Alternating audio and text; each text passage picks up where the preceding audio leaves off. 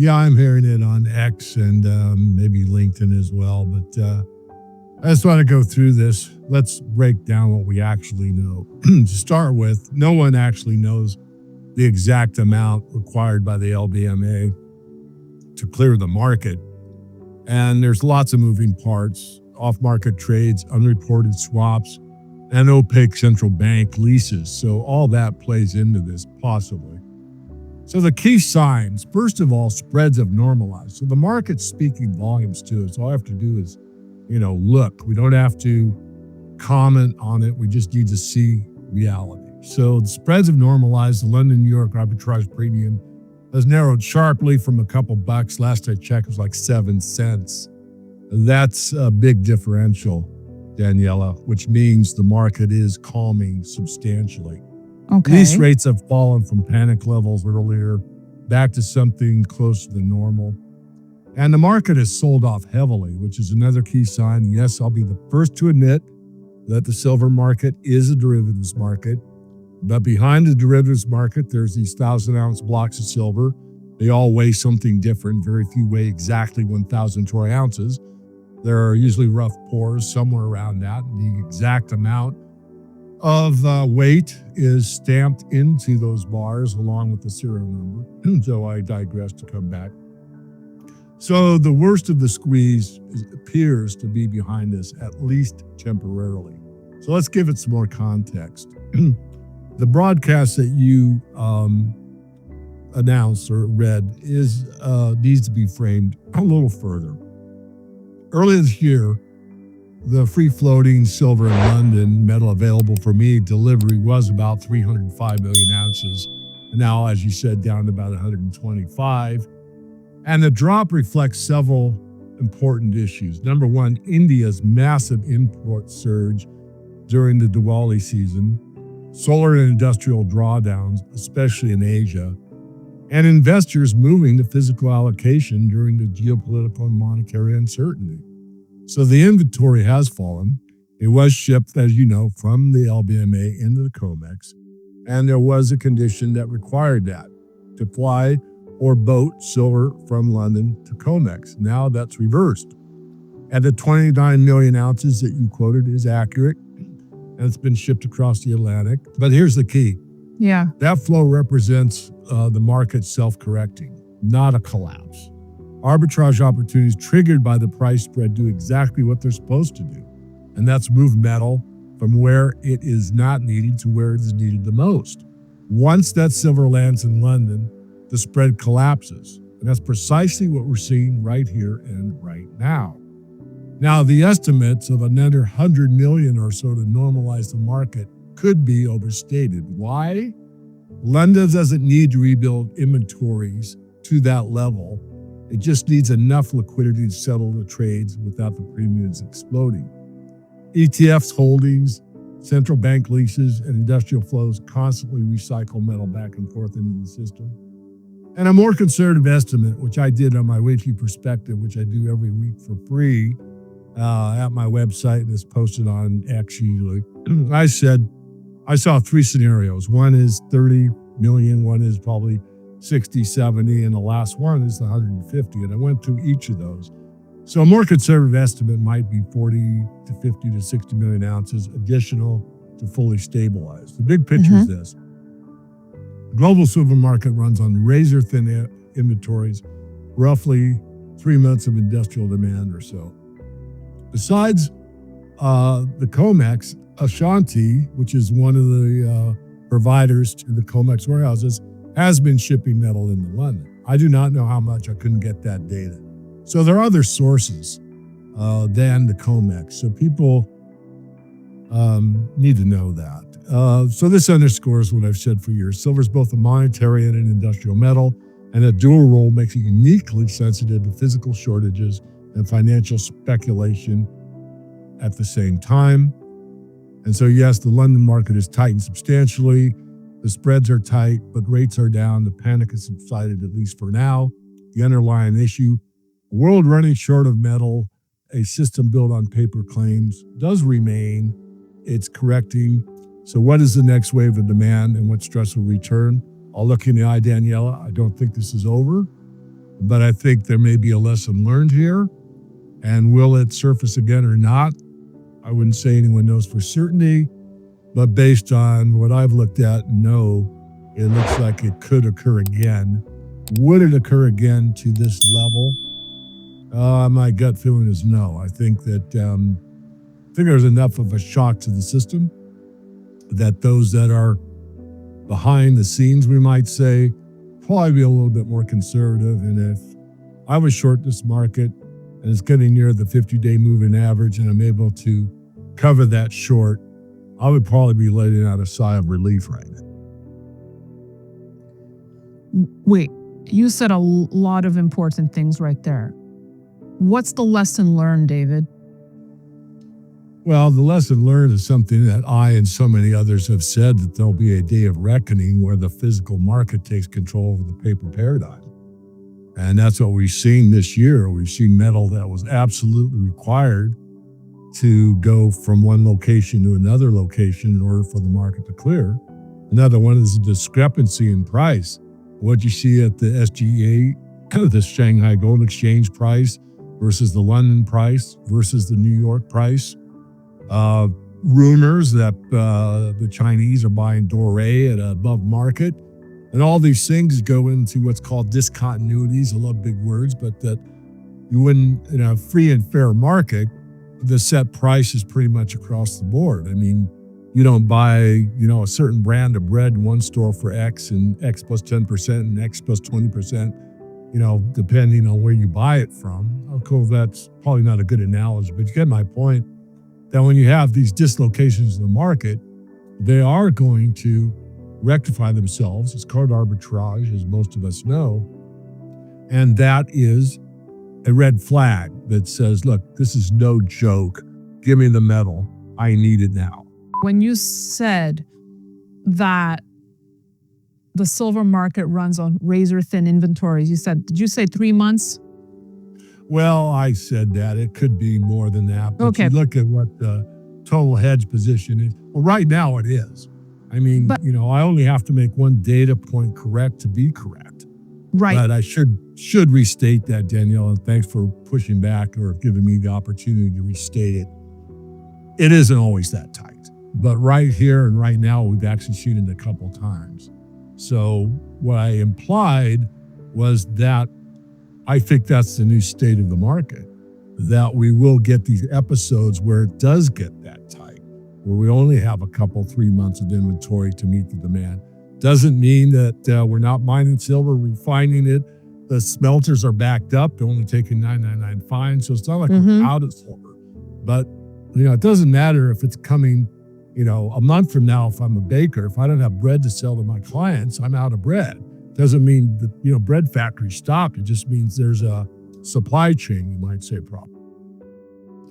Obviously, I'm stating the obvious, but for people holding paper silver, if there's a run on silver and everyone wants their silver, this is obviously an issue. Or becomes an issue. Yeah. So again, I think that, the silver market is the biggest market as far as discrepancy between the amount of paper that's thrown at the market and the amount of physical that exists. No other market in the commodities like cotton or cocoa or soybeans or whatever has that kind of a spread when you've got like 7 months worth of paper to clear the market. But silver's, I should say always, but for a very long time been like that, which means, in my view, there's just way too much paper relative to the actual physical commodity. And purportedly, the exchange is supposed to kind of look at that stuff, but they seem to turn a blind eye to it. Gold is like that, but not nearly to the level.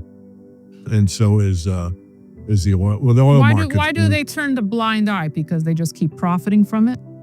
I can't give you a why. I have my suspicions. Everyone could come up with their own why. I suspect that they've always done it. They meaning the bullion banks primarily. And because of the idea that, nothing's happened yet, why not? And then, of course, if you drill down, you got a legal expert at commodity law and put them on the stand, they probably have a very convoluted rationale between spreads, contango, interest rates, and all the things they claim to be using.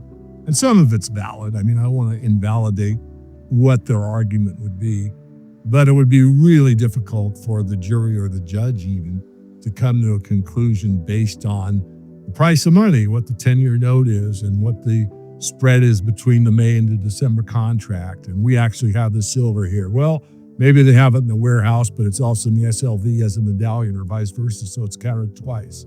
And on it goes. I don't want to make this convoluted myself, but there is a lot to it. And believe me, when you get into these legal angles on anything financial, it can be an extreme word game that's very, very difficult to unwind. As we're speaking, gold's getting a major slap in the face, call it whatever you want, colossal downfall.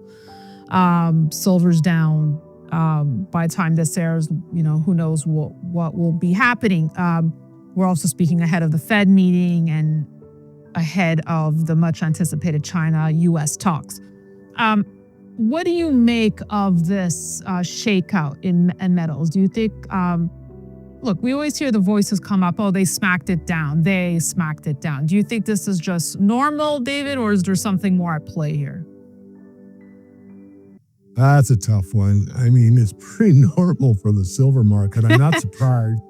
Right. And I am actually somewhat happy. I mean, that sounds odd maybe for a silver bull to say that, but markets need to consolidate. When they need to digest the congestion, this market really kind of went up. This market meaning gold and silver, platinum, palladium. These markets really took off. I mean, look at what the average gain is during the 11-year period from 2000 to 2011, that 11-year bull market in gold. Every year over year was higher every year. And what the average gain was. These have been extraordinary gains of late.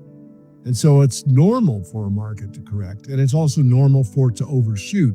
Was that deliberate by, the banksters doing whatever? I don't really know. In a way, I don't really care. I mean, I made my statement many times, but it bears repeating because I'm not sure I've said it on your side. But my take is that the market's long-term trend cannot be manipulated. Just can't. If, you can manipulate the market, gold will be at $252 the ounce. It was in 2000 when the last tick to the downside took place. And here we are, 25 years later, we're sitting at, $4,000 the ounce.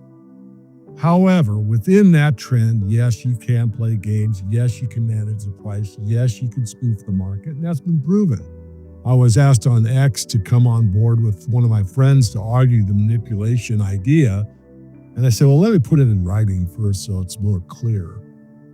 And I wrote that. The long-term trend can't be manipulated, but here are, I think I had like 6 proofs of spoofing, fines, jail time, and everything else that goes into manipulation. Now, again, playing word games, if you go to the legal eagles, you're going to say, well, it's never manipulated. It's not in the court case. Spoofing was involved. Well, let's not play word games. Spoofing is quote unquote management, or if you want to use the word manipulation, I have no problem with that. But again, it can't go on constantly forever.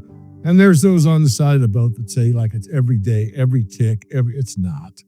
But at times it certainly is to the advantage of the shorts to put massive amounts of paper silver onto the market in what we call the off market or the after hours, where the market's extremely thin, where it's a lot easier to move the market. And this has been done again and again and again. It's been put into the legal system and proven. So I think I've You're made right. my case. I think you have made your case. And so much so, I mean, look, you've never left silver's side. You've even just produced a film called Silver Sunrise that I would like you to talk to us a little bit about and why people need to watch this, David. Well, thank you for that. Yeah, it was something I was kind of asked, what's your next big, project? You're going to write another book. And it's kind of burnt out of writing books.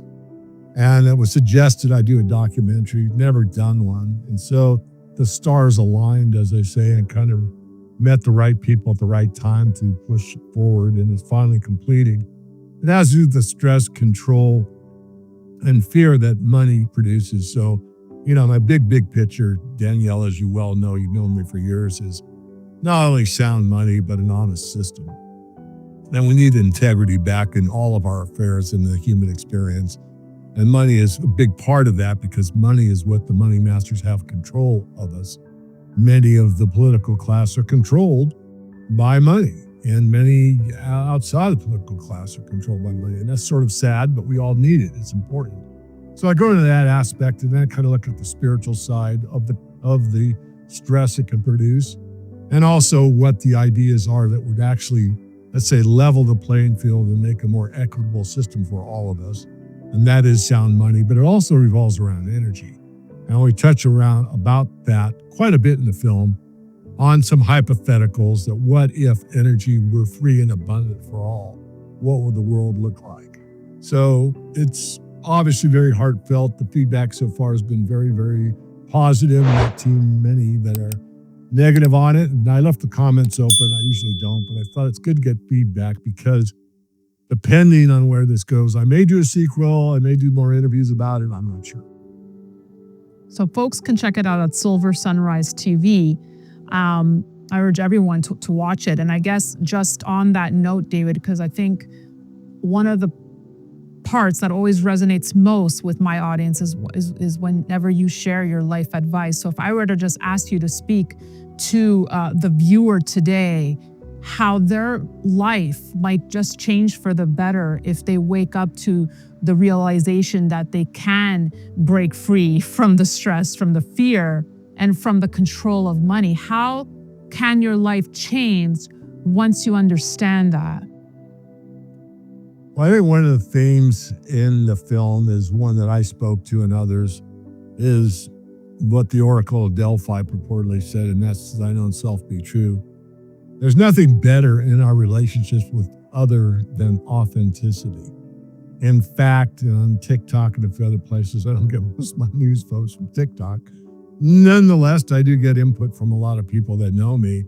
And it's a study done on frequencies, and it has to do with the love vibration. And, love is the answer, love is the cure, love conquers all those things that I've heard and perhaps you over the years, and I buy into that.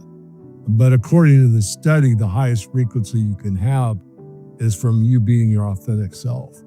And so I think I mentioned in the film, maybe not, but I have mentioned it once or twice before. For me to give the greatest love, and I'm not talking romantic love, I'm talking, love of our brothers and sisters, has to do with you being authentic. So if I'm my true self, to thine own self be true, then I could produce the greatest amount of love because there's no interference. It's not I want something from you, I expect something from you, I don't expect anything. I'm giving it freely, completely from the heart, and it'll just go out there and do its thing. So I would say that's probably the biggest message, and keeping it simple. I think our lives have gotten far too complicated. We're staring at these black screens all day long. We're really not connecting anymore. And what the heck are we doing? I mean, we're here for each other. We're here to help each other. We're here to learn from each other. We're here to discover things about each other. We're here to, push the ball forward, meaning not necessarily progress in the sense of having more stuff, but maybe having more humanity.